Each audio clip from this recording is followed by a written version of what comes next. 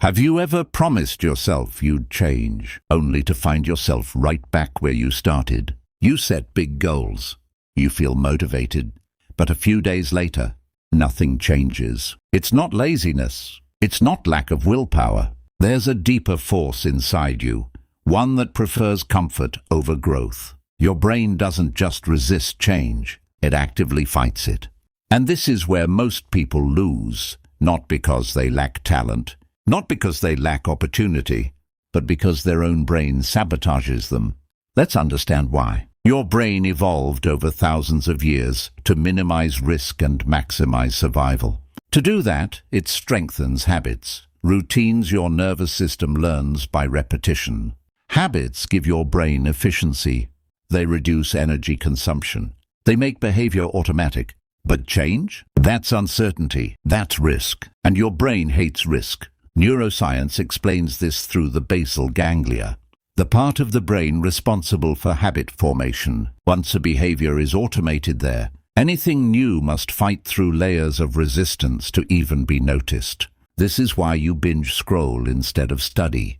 You hit snooze instead of going to the gym. You postpone the thing that matters most. It's not willpower failing. It's neurobiology defending the status quo. Ancient Stoics understood this long before neuroscience. Marcus Aurelius wrote, "The impediment to action advances action. What stands in the way becomes the way." Resistance isn't the enemy, it's the path. But most people react emotionally to resistance. They say, "Change shouldn't be this hard.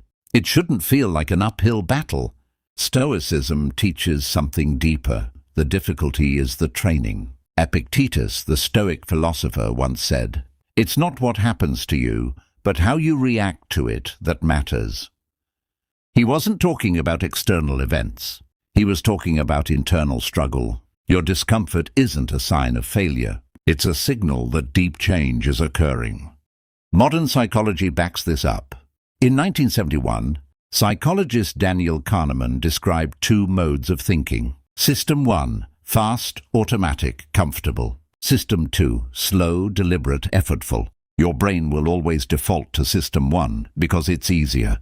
Going for a run, learning a skill, breaking a habit, these force the brain into System 2. Effort, discomfort, delay of gratification, and that's exactly why your brain hates change. The difference between those who change and those who don't isn't intelligence, it's psychological training. Winners don't avoid resistance, they anticipate it. They know motivation is temporary. Discipline is built through struggle. Growth happens on the other side of pain. Stoics called this ascent to reality, accepting that life's obstacles teach mastery, not frustration. Psychology calls this cognitive reframing, changing. How you interpret discomfort changes how your brain responds to it. Instead of, "Why is this so hard?" they say, "Difficulty is the path," just like Marcus Aurelius instructed. Because the brain equates comfort with predictability.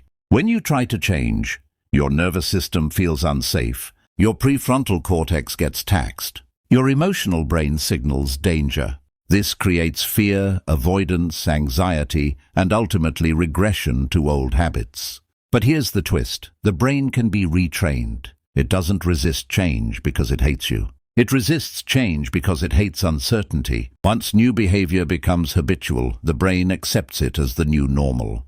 The Stoic strategy winners use is simple. Expectation training. Rather than hope for comfort, they expect discomfort. The Stoics called this premeditatio malorum, visualizing difficulties before they happen. Small, consistent wins. Change doesn't happen overnight. Emotional detachment from outcome. Winners obsess over process, not recognition. Seneca said, "Luck is what happens when preparation meets opportunity, repetition through action." Your brain learns not through intention, but through consistent practice. Winners aren't braver. They're better at working with their brain, not against it. They embrace discomfort, resistance, uncertainty. Not because they enjoy pain, but because they understand that growth lives there. The brain that hates change becomes the brain that dominates it. Don't wait for motivation. Build systems. Don't fight resistance. Use resistance. Don't wish change were easy. Learn how your brain works and use its biology as fuel, not obstacle. Not enemy, but path to mastery. If this hit you, comment, "I'll train the resistance."